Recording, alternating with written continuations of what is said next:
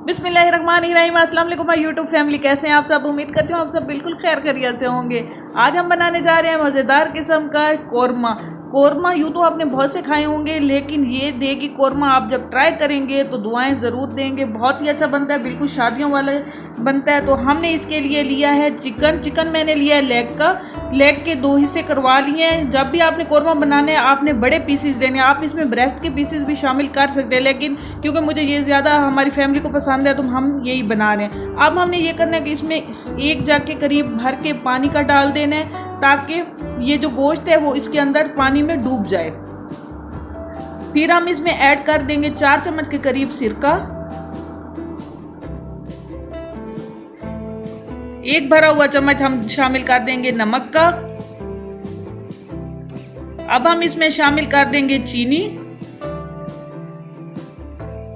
ये तमाम चीज़ें शामिल करने से ये होगा कि आपका जो चिकन है वो बहुत ही, उसका जो रेशा है वो बहुत ही नरम बनेगा और वो बहुत अच्छी तरीके से कुक होगा। अब हमने ले लिया प्याज मैंने यहाँ पे लिया है वाइट वाला। एक जो डार्क कलर में प्याज आता है वो आपने यूज़ नहीं करना। आपने जब भी कोरमा बनाने, ये देखें, ये जो डार्क कलर वाला प्याज है ये यूज़ नहीं करना, क्योंकि अगर आप इसमें कोरमा बनाएंगे तो कोरमा बिल्कुल ब्लैक बनेगा, क्योंकि ऑलरेडी हमने कोरमे के जो प्याज हैं उनको ब्राउन करना होता है। तो हमने 2 केजी हमारे पास चिकन है तो उस हिसाब से हमने प्याज ले लिए हैं। प्याज को जो है रफली स्लाइसिस में कट कर देना है, ना बहुत मोटे हों ना बहुत बारीक हों, जिस तरह आपको नज़र आ रहा है। अब मैंने नॉन स्टिक पैन लिया है, आप कोई भी पैन ले सकते हैं। उसमें मैंने ऑयल डाल दिया है। अब मैं इसमें प्याज डाल रही हूँ।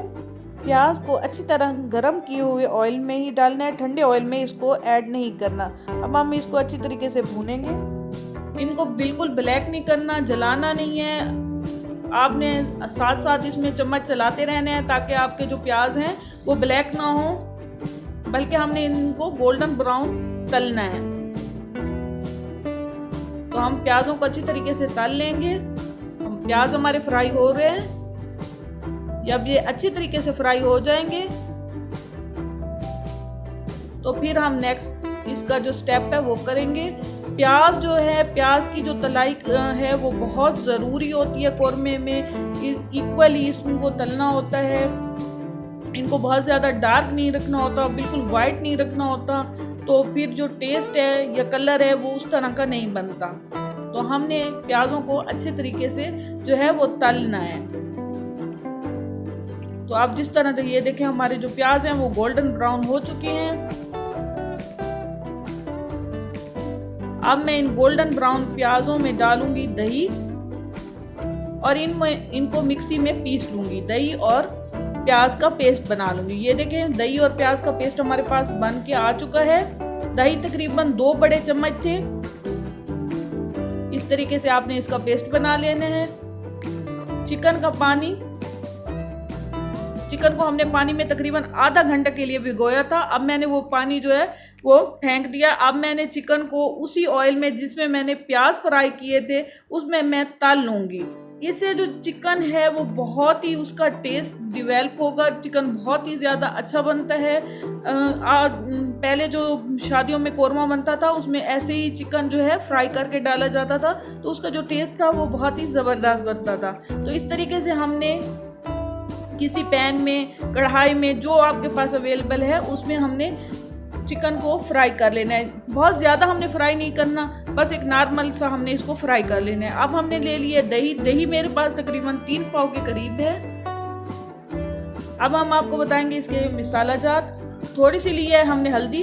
कोरमे में हल्दी थोड़ी डालिएगा, क्योंकि फिर हल्दी का कलर आ जाता है, फिर लाल मिर्चों का कलर नहीं आता, तो फिर कोरमा जो है वो पीला पीला सा बनता है, रेड सा नहीं बनता। हमने इसमें 4 चम्मच मिर्चों के डाले हैं। ये मिर्च जो है वो क्रश की हुई है, तो आपने ये 4 चम्मच डाल देने हैं। मेरे पास जो चिकन है वो 2 केजी का है और ये जो मैं मसाला जार डाल रही हूँ ये भी 2 केजी का। अब मैंने इसमें पीली मिर्च डाल दी है। आपके पास पीली मिर्च नहीं है तो आप जो है कोई भी आम जो नॉर्मल आपके पास मिर्च होती है वो लेने। अब हमने कोरमे को बनाने के लिए ऐसा बर्तन लेना है जो ऊपर से तंग हो और नीचे से उसका पेंदा जो है खुला हो, जैसे देग होती है उस तरह का। इस किस्म के बर्तन में कोरमा जो है वो बहुत ही ज़्यादा ज़बरदस्त बनते हैं। जिस ऑयल में मैंने चिकन को फ्राई किया था वो ऑयल और मज़ीद ऑयल मैंने इसमें शामिल कर दिया है। वो ऑयल भी मैंने डाल दिया क्योंकि नॉन स्टिक में बहुत कम तेल लगता है, तो वो भी शामिल कर दिया है वो, और दूसरा ऑयल भी शामिल कर दिया है। अब यहाँ पे मैंने लिया है जायफल, जवैत्री, साबित गरम मसाला जिसमें लौंग भी हैं, काली मिर्च भी है, बड़ी इलायची भी है, तेज पत्ते भी लिए हैं और दालचीनी के भी 2 टुकड़े लिए हैं। ऑयल को कर लेंगे गरम। गरम ऑयल में हमने ये तमाम जो साबित गरम मसाला है वो ऐड कर देने हैं। साबित गरम मसाले को 1-2 मिनट के लिए भूनेंगे ताकि इसका जो फ्लेवर है वो ऑयल में अच्छे तरीके से आ जाए। अब हम इसमें शामिल कर देंगे अदरक और लहसुन का पेस्ट। इसको अदरक और लहसुन के पेस्ट को थोड़ा सा भून लेंगे ताकि जो बेसन का कच्चापन है वो लहसुन का कच्चापन खत्म हो जाए। स्पाइसेस, हल्दी, नमक, मिर्च और इस मिर्चों को 1 से 2 मिनट के लिए भून लेंगे। अब मैं इसमें शामिल कर रही हूँ तकरीबन 3 पाव के करीब दही। मेरा चिकन 2 kg है इसलिए मैं 3 पाव इसमें जो है दही शामिल कर रही हूँ। आपके पास जितना चिकन हो आप उस हिसाब से, या इसका अगर आपने 1 kg बनाना है तो इसका आधा जो है वो डाल दीजिए मसाला जार। दही को थोड़ी देर के लिए भूनेंगे। कोरमे के लिए ये नहीं होता कि आप दही को फेंट के डालें या वैसे डालें। अब हमने शामिल कर देनी है इसमें इलायची जब भी आपने डालनी है बहुत ही खुशबूदार किस्म की इलायची आपने इसमें डालनी है और उसको तोड़ के डालना है। अब हम इसमें शामिल कर देंगे अपना फ्राई किया हुआ गोश्त। तो चिकन जो मैंने फ्राई किया हुआ था वो मैंने इसमें शामिल कर दिया है। इसको भी भून लेंगे क्योंकि ऑलरेडी जो हमारा चिकन है वो तला हुआ है, बस हमने थोड़ा सा दही को मज़ीद पकाना है। आप मेरी जो रेसिपी है उसका स्टेप बाय स्टेप फॉलो किया करें, तब आपकी जो चीज़ें बिल्कुल परफेक्ट बनेंगी। तो इसको अच्छी तरीके से हमने भूनना है। तो बर्तन भी हमेशा वो वाला यूज़ करना है जिसका पेंदा खुला हो और मुंह जो है वो तंग हो। अब हमने इसमें दही और प्याज का पेस्ट शामिल कर दिया है।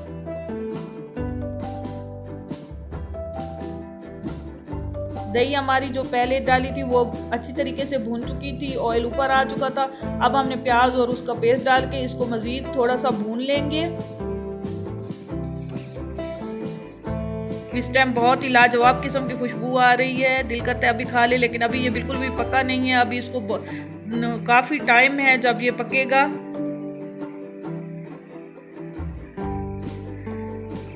इसको अच्छे तरीके से भूनना है। तो इस तरह का बर्तन होता है उसमें जो है वो फ्लेवर बाहर की तरफ ज़्यादा नहीं निकलता, वो उसकी अंदर ही रहता है। इसीलिए देगों की बनावट भी इसी तरह की जाती है, तो उसमें जो चीज़ है वो ज़्यादा अच्छी बनती है। अब हम इसमें शामिल कर रहे हैं धनिया आपने इसमें बहुत सारा शामिल किया है। ये मैंने जो है पीस लिया है, फ्रेश आपने पीसना है और तकरीबन 4 चम्मच के करीब आपने इसमें धनिया ऐड करना है। जब ये इस स्टेप पे आएगा तब आपने इसमें धनिया शामिल करना है। सब मसालों को बिल्कुल साथ साथ ऐड नहीं करना। अब हम इसमें शामिल कर देंगे अदरक, यानी थोड़ी थोड़ी देर के बाद ऐड कर रहे हैं, तभी उनका जो फ्लेवर है वो अच्छे तरीके से आएगा। अगर आप सारे मसाला जात को एक ही साथ डाल देंगे तो वो किसी का फ्लेवर लेस हो जाएगा, बिल्कुल अजीब सा बन जाएगा। तो इसी तरह आपने डालना है। अब हम इसमें शामिल कर देंगे पानी 1 लीटर के करीब मैंने शामिल कर दिया है। कोरमा बहुत से तरीक़ों से बनाया जाता है, कोई इसको पतला रखता है, कोई गाढ़ा रखता है, तो मैं इसको दरमियानी उसमें बनाऊंगी।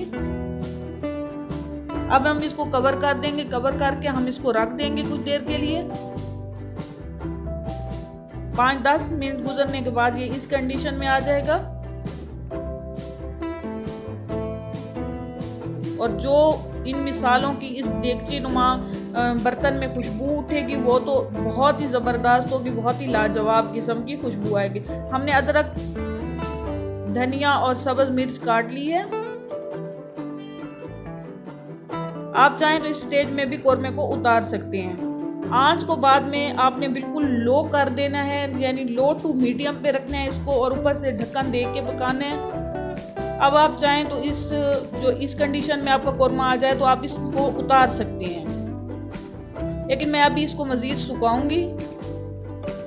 یہ اس طرح کا ہو چکا ہے، لیکن میں ابھی اس کو تھوڑا سا اور خشک کروں گی تاکہ یہ جو ہے وہ پرفیکٹلی بن جائے.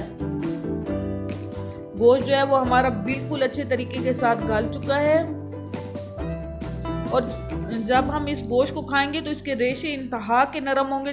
جو ہم نے پہلا پروسیجر کیا تھا سرکہ، نمک اور چینی والا، اس سے جو اس کے ریشے ہوتے ہیں وہ بہت نرم ہو جاتے ہیں. ویسے بھی جو بھی گوشت، جب بھی چکن کا گوشت بنایا کریں اس کو بھگو کے رکھ دیا کریں، کیونکہ جب ہم گوشت کو پانی میں بھگو کے رکھتے ہیں تو اس کے ریشے جو ہیں وہ بہت ہی زیادہ نرم بنتے ہیں.